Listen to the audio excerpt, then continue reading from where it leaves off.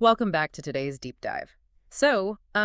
Imagine sitting in a prison cell for a decade, like fully believing you are destined to rule the nation. Right. I mean, that sounds completely wild to us today. Exactly. But today we're looking at a document titled Day 43, The Wisdom of Waiting. And it argues that those agonizing years aren't just wasted time, they are a strict prerequisite. Yeah.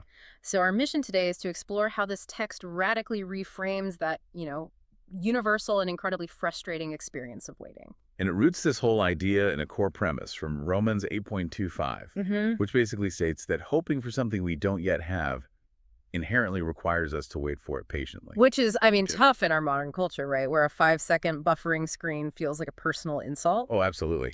Waiting usually just feels like a glitch in the system. Yeah. But the text highlights these ancient extreme examples to contrast our modern impatience. Right, like biblical figures who endured massive delays, like, well, Noah waiting for rain, or Abraham for a promised son. Yeah. And David waiting years between being anointed as king and actually taking the throne. The text really emphasizes that in none of these stories was God just taking a break or like ignoring them. Right. The delay was the actual mechanism for preparation. Kind of like Joseph stuck in that Egyptian prison. Yes, exactly. He wasn't just lingering in a cell. Managing a complex prison environment was actively building the administrative and leadership skills he would eventually need to govern all of Egypt. That makes me think of a slow cooking recipe. Like, if you're making a brisket, you can't just crank the oven up to 500 degrees to rush the process. No, you'd completely ruin the meal. Right. The low and slow wait is chemically what makes the meat tender and the recipe actually work. I love that analogy. And translating that to the high-stakes areas of our daily lives, like relationships or career goals, impatience causes us to turn up the heat and rush the process. Totally. The text warns that when we get tired of waiting, we settle. We ignore warning signs and compromise our core values. Yeah, there is a line in the document that hits really hard. It says, patience protects us from making permanent decisions based on temporary emotions. Wow. Yeah, that represents a profound psychological shift.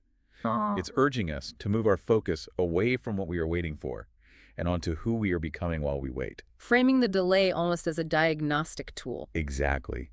Waiting reveals what we actually value versus what we merely claim to want. I mean, I get the slow cooking analogy and the character building, but practically speaking, waiting just hurts. Right, it really does. It feels like we're being left behind while the rest of the world just moves forward. So, does the text actually address the psychological toll of this, or does it just expect us to, smile and bear it? No, it actually confronts that frustration directly, which I appreciate.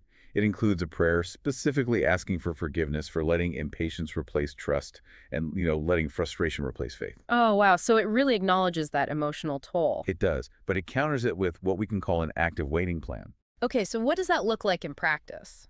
Well, it asks the reader to write down one specific thing they're currently waiting for, and then deliberately write down 3 ways they can grow during that wait. Like what kind of ways? Things like learning a new skill, serving others, praying, or consciously developing a specific character trait.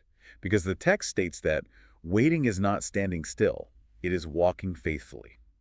So you're still moving forward just on an internal trajectory rather than an external one. Precisely. The ultimate life principle this text leaves us with is that delays are often preparation for blessings that require greater maturity. Meaning the blessing itself might be redder, but the person receiving it isn't. Right. Reframing your current waiting season as a gift of time meant for your own character development, it changes a frustrating delay into an essential classroom. That's a great way to put it. So for you listening, we want to leave you with a final thought to mull over today.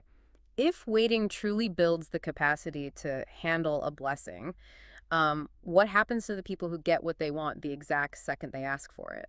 Oh, that's a tough question. Are they actually the ones missing out?